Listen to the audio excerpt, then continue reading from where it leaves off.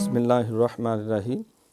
محترم ناظرین و سامعین، تجوید و قرأت کے اصول اور ضابطے، اس میں ہم آج سبق نمبر 27 جو ہے، اس میں میم ساکن اور مشدد کے قاعدے جو ہیں یہ ہم پڑھیں گے۔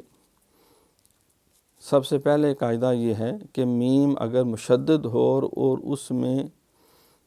اس میں غنہ ضروری ہے، اور غنہ کہتے ہیں ناک میں آواز لے جانے کو، یعنی جب بھی میم، پہلے بھی ہم نے متعدد بار اس کی گفتگو ہوئی ہے، نون اور میم پہ جب بھی شد آئے گی تو وہاں غنہ بھی ہوگا، ایک الف جتنی دیر بھی لگے گی، جیسے ان اللہ، ان اللہ، ان نون کے اوپر ہے۔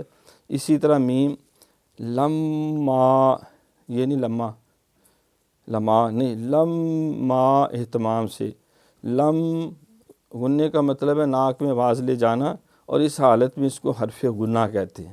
یہ پہلا قاعدہ ہے کہ میم جب مشدد ہو تو غنہ ہوگا، ناک میں آواز جائے گی۔ دوسرا قاعدہ یہ ہے کہ اگر میم ساکن اور اس کے بعد بھی میم آ جائے تو وہاں ادغام ہوگا۔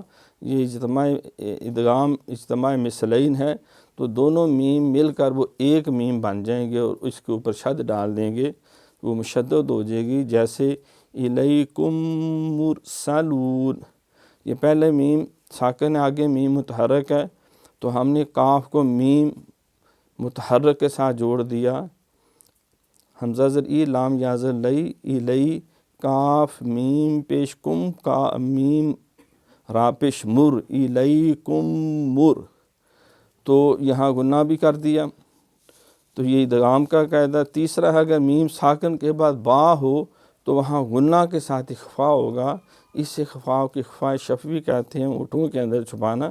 جیسے وَمَن یعتصم باللہ، یعتصم یعنی اونٹوں میں چھپا کر پھر وہ با پڑھی جائے، یعتصم باللہ، یہ نہیں یعتصم باللہ، یعتصم باللہ، غنہ کے ساتھ دے لگے گی۔ چوتھا اور آخری قاعدہ یہ ہے کہ اگر میم ساکن کے بعد نہ میم ہو اور نہ اس کے بعد با ہو تو وہاں پھر میم کا اظہار ہوگا، یعنی میم اپنے مخرج سے بغیر غنہ ظاہر کی کہ اس کو پڑھا جائے گا۔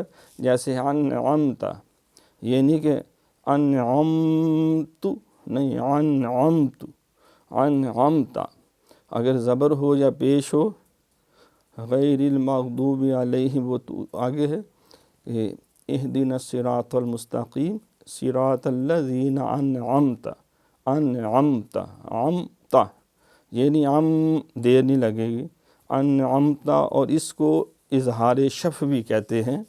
تو آج ہم نے تجوید و قرأت کے قاعدوں میں میم ساکن اور میم مشدد کے یہ 4 قاعدے پڑھے، ان کو ذہن نشین کرنا اور ان کو استعمال میں لانا ہے۔ اب ہم 27ویں سبق کے چوتھے اور آخری سیگمنٹ کی طرف چلتے ہیں، جس میں ہم قرآن پاک کی آخری چھوٹی صورتوں کی مشق کریں گے۔